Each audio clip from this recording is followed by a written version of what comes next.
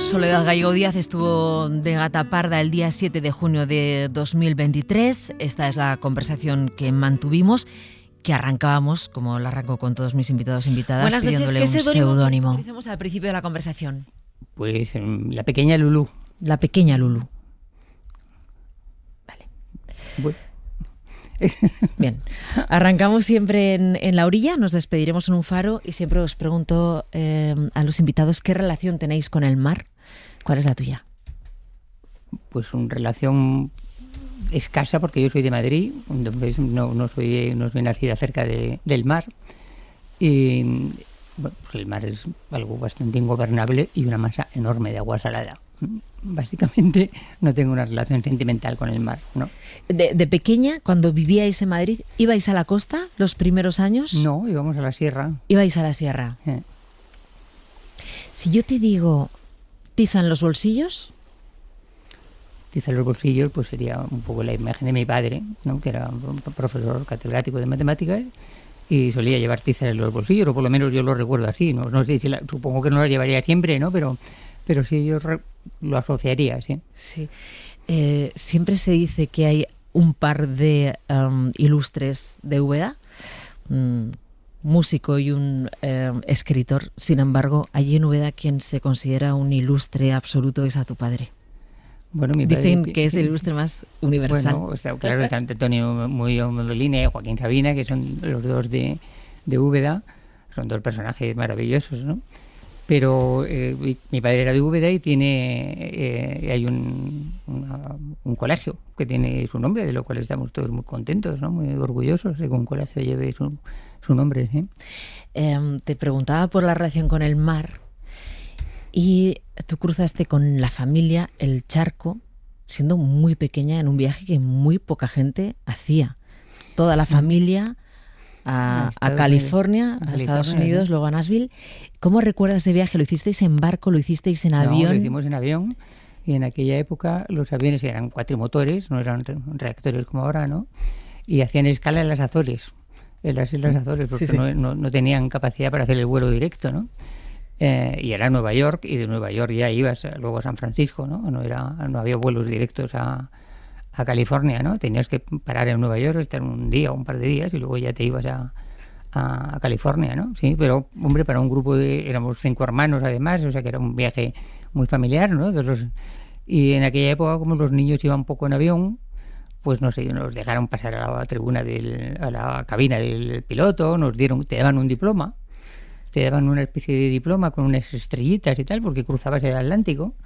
Y te daban un diploma a los niños, supongo que a los adultos no, pero yo recuerdo que a los niños sí nos dieron un diploma que habíamos cruzado el Atlántico. Estoy hablando de hace muchos años, sí, claro. Sí, ahora sí. Ya no tiene... Por eso decía, muy poca gente cruzaba el charco, bueno, y familias enteras... Familias enteras era más complicado. Claro, sí, había gente que cruzaba el charco por trabajo, claro, cosas sí. Y tal, ¿no? Pero familias enteras eran menos, ¿no? ¿Sabíais inglés? No, para nada. Llegáis allí, ¿tienes algún recuerdo? Porque tú eras muy pequeña, pero ¿tienes algún recuerdo claro, hombre, de allí? Sí, necesariamente porque sales de vivir en un piso en Madrid a vivir en una casa con jardín en California, una casa grande, con un jardín grande que tiene hasta una cancha de baloncesto, ¿no? Entonces, obviamente, eso para un niño es un cambio formidable de vida, ¿no? Y sí, claro, sí, lo recuerdo perfectamente la casa y lo fantástico que era vivir allí, la verdad, era un sitio maravilloso. ¿Y el inglés cómo lo aprendisteis? Pues a la escuela, porque ibas al colegio, ¿no? Entonces empezabas a ir al colegio y en el colegio, hablando con los otros, como tenías que expresarte con los niños, pues ibas aprendiendo de oído, ¿no? No hay nadie en tu casa periodista. No. Tus padres no eran, tu padre matemático, tu madre no era periodista. Mis abuelos tampoco. Tus abuelos tampoco. No. Vale. ¿De dónde sacas las ganas de convertirte en periodista? Pues no lo sé, supongo que la verdad es que lo decidí muy joven, me gustaba mucho, en mi casa se leían muchos periódicos, eso es verdad, con lo cual estabas en contacto con los periódicos siempre, ¿no? Se oía la radio, o sea, estabas en contacto también con las noticias de la radio y siempre pensé que me inventaba entrevistas o me inventaba reportajes, obviamente, ¿no? Pero yo los hacía para para mi gusto, pensando, se hace así, ¿no? O así lo leía y decía, pues así es como sería un reportaje de mi barrio, ¿no? Pues yo me lo hacía para mí mismo, ¿no? Y cuando tuve oportunidad de decidir después de hacer el PREU, que se hacía entonces, pues se hacía un examen de ingreso en una escuela de periodismo, era la escuela oficial, sí. Y hacías un examen, tenías que hacer un examen básicamente era para comprobar que estabas al tanto de la actualidad, que leías periódicos, ¿no? Eran preguntas relacionadas más que nada con cultura general y con lo último que hubiera sucedido en los últimos meses, ¿no? Para que demostraras que sí que tenías interés en la actualidad y que sí que leías periódicos, ¿no? Porque si no, bueno, era difícil que pudieras ser periodista, ¿no? Sí, vale. Nos hemos ido de una España de los principios de los años 60, que es cuando viajáis a Estados Unidos, llegáis allí, encima en Nashville, que es el epicentro de la música, ¿no? Aretha Franklin, Johnny Cash. Sí. Pero en aquella época en Nashville todavía había racismo. Ten en cuenta que eso es Tennessee, es el sur de los Estados Unidos, tiene una universidad magnífica, la Universidad de Vanderbilt, que es una universidad estupenda, pero en aquella época todavía, en los años 60, había muchísimo racismo, ¿no? Y de hecho es la única vez en la vida que nuestros padres a los pequeños nos llevaron a un colegio religioso, porque era el único colegio donde no había segregación racial. Todavía había muchísima segregación racial, había muy pocos niños negros y blancos en las mismas escuelas, ¿no? ¿Y eso lo percibías siendo tan pequeña los hermanos o te parecía natural así o después? Mucha cuenta, claro. Pero nuestros padres sí, claro, obviamente ellos sí se daban cuenta y decidieron por eso que más valía, que aunque no les gustaban mucho los colegios religiosos, más valía que fuéramos a un colegio religioso que no a un colegio segregado, ¿no? Claro. ¿Volviste alguna vez a Nashville? No, a Nashville no he vuelto nunca. He vuelto a California, pero a Nashville no. No. Bueno, entonces volvéis a España siendo también niña. Entonces vuelves años 60, llegas con tu madre y la familia. Vale, ¿qué encuentras? Tú eso ya empezabas a ser adolescente. ¿Qué encuentras? Porque es la España de los 60. Todavía era niña. Todavía eras niña. ¿Qué encuentras? ¿Qué país te recibe o recibe? Ten en cuenta que nosotros éramos una familia que teníamos nuestro propio mundo, porque una familia de izquierdas en una dictadura, ¿no? Entonces, pues obviamente tenías una relación dentro de la familia peculiar, ¿no? En el sentido de que la familia era una cosa y fuera no se hablaba de esas cosas, ¿no? La familia se hablaba de unas cosas y fuera no. Entonces no percibía volver a España a la edad que yo tenía no se notaba la dictadura mucho, salvo eso que sabías que lo que en Estados Unidos podías decir en voz alta, aquí mejor no lo decías, ¿no? O sea, lo que escuchabas en casa no lo decías en el colegio, ¿no? Por supuesto que no. No, sabías perfectamente sin necesidad de que nadie te lo dijera que esas cosas no se contaban, ¿no? O sea, lo sabías sin que nadie te lo dijera, sin que nadie te dijera, de esto no se habla.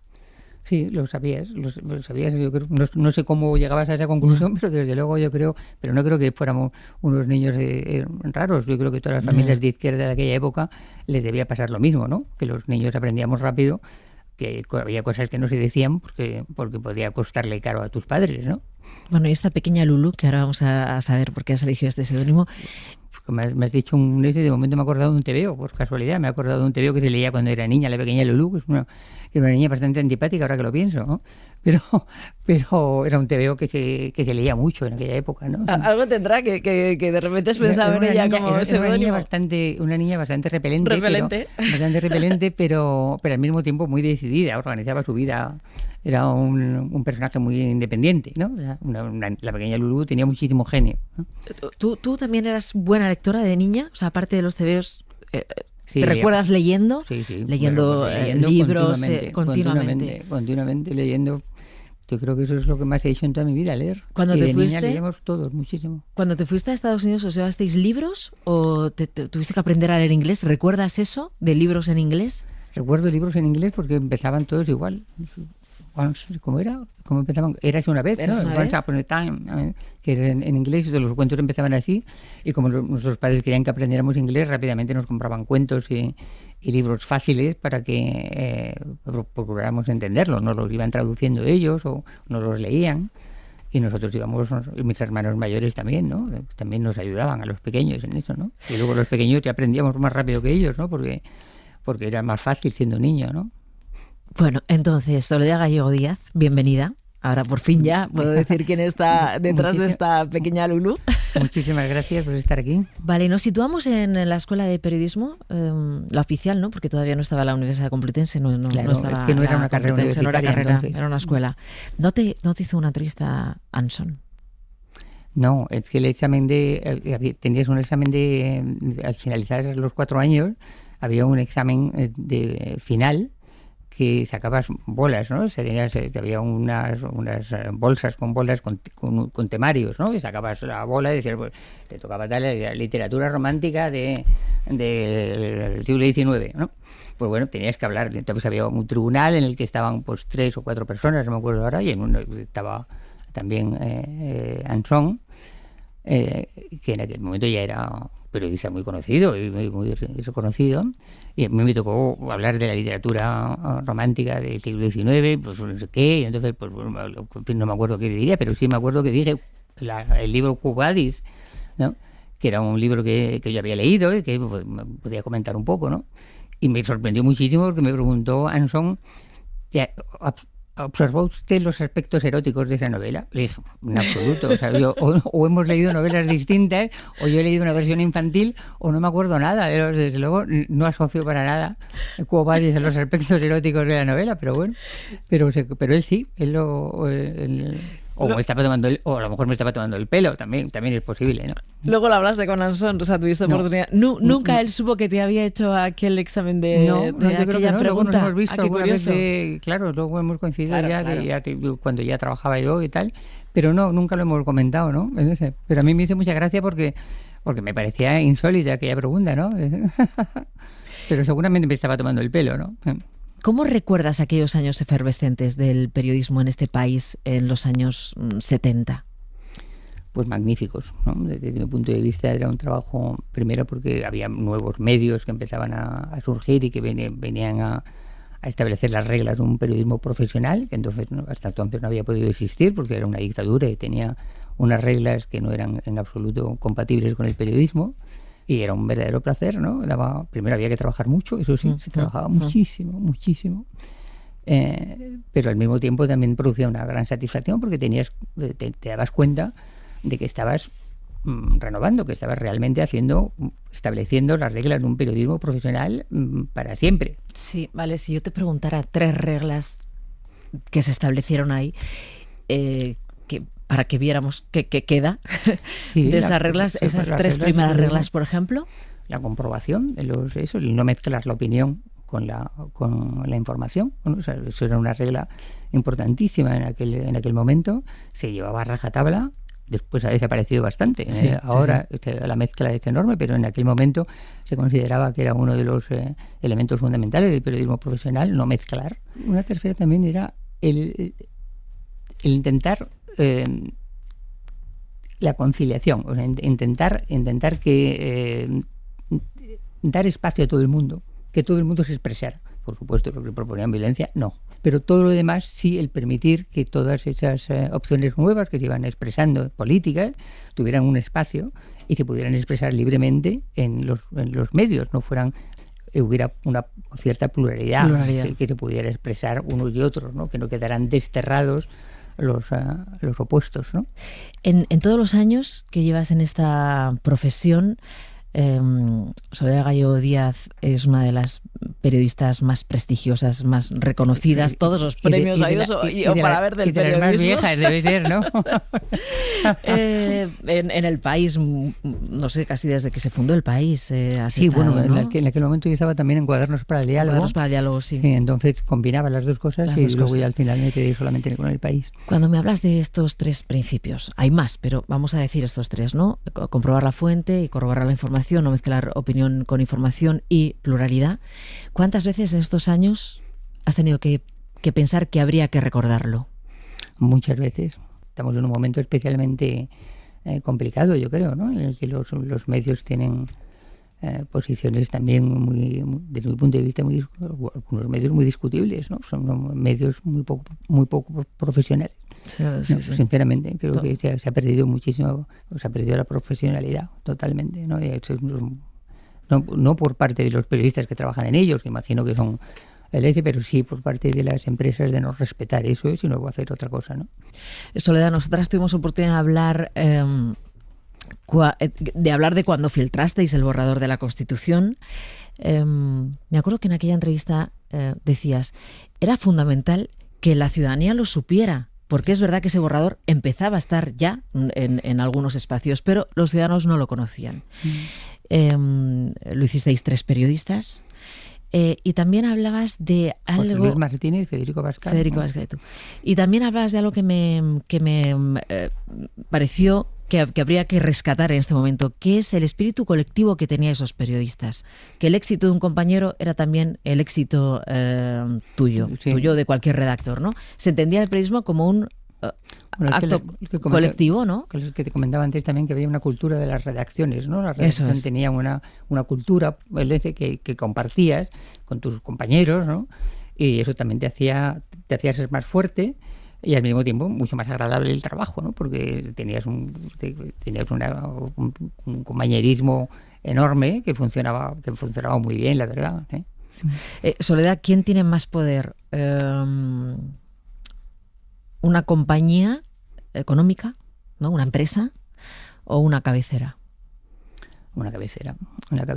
La empresa, si la cabecera está protegida, ¿no? La cabecera de periódico, digo. La cabecera de un periódico, si está protegida, la cabecera tiene un impacto importante. Quiero decir, la cabecera representa el carácter de ese periódico, ¿no? O sea, y las empresas no pueden cambiar el carácter de sus periódicos. Si lo hacen, le producen un daño, no hacen un buen negocio, ¿no? O sea, al revés, las empresas tienen que respetar el carácter del medio, porque no tiene sentido que de repente la ABC se convirtiera en un partido republicano. No tendría ningún sentido, sería un disparate. A lo mejor digo, mire ustedes que voy a ganar más anuncios, no sé qué, bueno, lo que usted quiera, pero o sea, usted volviendo locos a sus lectores, ¿no?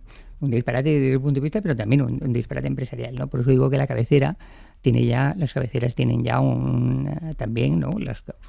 No todas, ¿no? Pero hay cabeceras que tienen ya una manera de ser, un carácter, una manera de enfocar la información, la manera de explicarla, ¿no? Que son distintos unos a otros, ¿no? Y eso yo creo que está muy bien. Eso es pluralismo, eso es una buena cosa, ¿no? Lo que no es tan buena cosa son los medios que son deshonestos. Eso no es tan buena cosa. Hay medios totalmente deshonestos que son una sinvergonzonería y eso no tiene nada que ver con el periodismo. La ciencia está estudiando si esta forma de leer que tenemos, que es tan rápida, tan en diagonal, probablemente soportamos ya poco leer más de 3-4 párrafos. Eso lo habréis estudiado en El País y lo habrán estudiado todas las redacciones digitales. El cerebro va leyendo de una forma distinta y va leyendo peor y va entendiendo peor. Claro, eso que tú dices de estar desinformado es que muchos ya empiezan a leer estando desinformados porque ya no están acostumbrados a leer en profundidad. No, pero aunque no leyeran en profundidad, aunque leyeran solamente 3 párrafos, esos 3 párrafos tienen que tener un mínimo de comprobación ¿no? O sea, quiero decir que yo siempre digo que no sé si existe la verdad religiosa o la verdad LG, pero sí sé que existe la verdad de los datos. La verdad de los datos, esa sí que existe, ¿no? Cuando me dicen, no, es que no existe la verdad, digo, perdón, los datos, ¿no? Eso sí que es la verdad desde el punto de vista del periodismo, ¿no? Ahora se está volviendo, el otro día leí que en Suecia vuelven a poner libros de texto en lugar de pantallas, ¿no? Que empiezan a tratar con libros, sí. a estudiar con libros, no solamente con pantallas, ¿no? Sí. Y entonces estamos viviendo todavía la adaptación al nuevo mundo. Hay muchísima gente joven que lee muchísimo, porque están todo el día con el móvil, todo el día leyendo. En el fondo están todo el día leyendo. En el fondo están todo el día leyendo. Sí, pero ¿no te parece que se quedan con el titular, que profundizan poco, que hay... pues no sé, tú, con el contacto que hayas tenido con periodistas especialmente jóvenes. Yo creo que más que un problema de la juventud, que lea poco, yo creo que es un problema de manipulación intencionada y organizada. O sea, que yo creo que eso no. Yo creo que lo que es nuevo es esa capacidad de manipulación organizada, no es tan grande como hay ahora, ¿no? O sea, eso sí que yo creo que es un fenómeno nuevo. O sea, medios que quieren decir, no, empecemos a hablar de un problema de que ha habido una violación y el violador es musulmán. Oiga, perdón un minuto, me niego a entrar en esa conversación. No necesito saber si es rubio, si es moreno, si es alto, si es bajo, si oye bien o oye mal. Eso no tiene que ver con este asunto. Y eso es manipulación. Estarás sufriendo un montón cada mañana, cada vez que abres el periódico, cada vez que ves alguna información en la tele dirás, pero vamos a ver. Si quieres que te diga la verdad, no soy nada de sufrir. ¿En qué mundo vivimos? No soy nada de sufrir, no, pero, para nada. Bueno, lo que acabas de describir es el día a día. Sí, ya. Bueno, pues creo que hay que pelear contra eso y tal, ¿no? Yo creo que... Y además le corresponde pelear a la gente joven ahora sobre ese asunto. Ya no es... Quiero decir, yo tengo la tranquilidad de que ya no es mi generación la que tiene que pelear con eso, ¿comprende? Soledad, ¿te echas las manos a la cabeza cuando ves que hay amistad entre políticos y periodistas, que se van a cenar, que se cuentan cosas, que... Yo he hecho muchísima información política toda mi vida, he tenido muchísimo trato con políticos de todos los partidos y tengo aprecio por muchos de ellos, de diferentes partidos, simplemente gente del PP que aprecio, gente del PSOE, gente del PC, de Podemos, salvo de Vox, entre otras cosas porque tampoco los conozco. Amistad es muy difícil, siendo periodista, tener una amistad, porque la amistad significa pues contarte tu vida, irte a tomar copas o irte al cine, y eso no lo haces con un político. O yo creo que es muy difícil hacerlo entre un periodista y un político, porque el político siempre quiere tener un trato preferente, siempre quiere tener un trato preferente, y tú no se lo puedes dar. No se lo puedes dar. Y si es amigo tuyo, pues sería un problema, ¿no? O sea, sería un problema. Bueno, Soledad, nos vamos a despedir. Os pido siempre una canción para despedir. No sé si tú tienes alguna para estar en el Faro. A mí me gusta mucho Janis Joplin, que es de mi época, porque era maravillosa, tenía una voz extraordinaria. Después me gustó mucho también Amy Winehouse, ¿no? Sí. Tenía canciones extraordinarias, una fuerza, me gustaba muchísimo, sí. ¿Tú eras bailonga? No mucho, no, entre otras cosas porque no sé bailar bien. Me gustaría bailar bien, pero si no sabes bailar bien te da un poco más de corte, ¿no? Tienes de bailar, pero bueno, con precauciones, ¿no? Bailonga no, una cosa es moverte, ¿no? En un un poco, pero no. Pero bailar. Vale, nos vamos a despedir con Janis Joplin. Te voy a pedir antes de irnos desde el Faro. Yo sé que para muchísimos periodistas eres Faro. De hecho, hay una parte muy, muy bonita. Tú eres muy poco nostálgica, ya lo has dicho desde el principio. Pero hay no sé si tienes aquello que te regalaron tus compañeros, ¿no? La Sol que a todos nos calienta. Claro que sí. ¿Tienes portada? Esa plancha, esa portada? Claro que sí, ¿La tienes? Sí, cuando me marché del periódico, me hicieron una portada falsa del periódico. ¿Del periódico? Que sí, claro que sí, la tengo en casa y esa la conservo y la conservaré toda mi vida. He ido por medio mundo con ella. Con tu portada, La Sol que a todos nos calienta. En los momentos malos te calienta el corazón. Sí. Vale, entonces, desde el Faro, sabiendo que eres Faro para muchos periodistas, muchas, si alguien se quisiera dedicar a esta profesión y tuviera muchas dudas, pues por todo lo que está viendo, por incluso todo lo que hemos comentado aquí en esta entrevista, ¿qué parte positiva le dirías? O sea, eres poco optimista en algunas cosas, pero tiendes a encontrar la luz también. Le diría que es un oficio estupendo. Que no se crea eso de que periodista es ser cualquier cosa, no es verdad. El periodista hace un trabajo importante para la sociedad, sentir que tiene una responsabilidad, eso es una cosa estupenda, ¿no? Y ya para terminar, discúlpame otra pregunta. ¿Tú crees que el periodista tiene el deber de ser crítico con el gobierno al margen del partido que sea? Con el gobierno, crítico con el gobierno. Claro que sí. Los gobiernos, para eso está en el gobierno. Está en el gobierno y en el gobierno se hacen muchas cosas. Algunas de esas cosas perfectamente criticables y deben ser criticadas, claro que sí.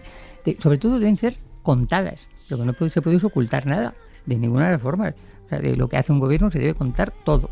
Y luego se critica en los editoriales, o se critica en artículos de opinión. Lo fundamental es que sepamos, todos los ciudadanos, tengamos información y sepamos exactamente qué hace el gobierno. Claro que sí, eso es fundamental.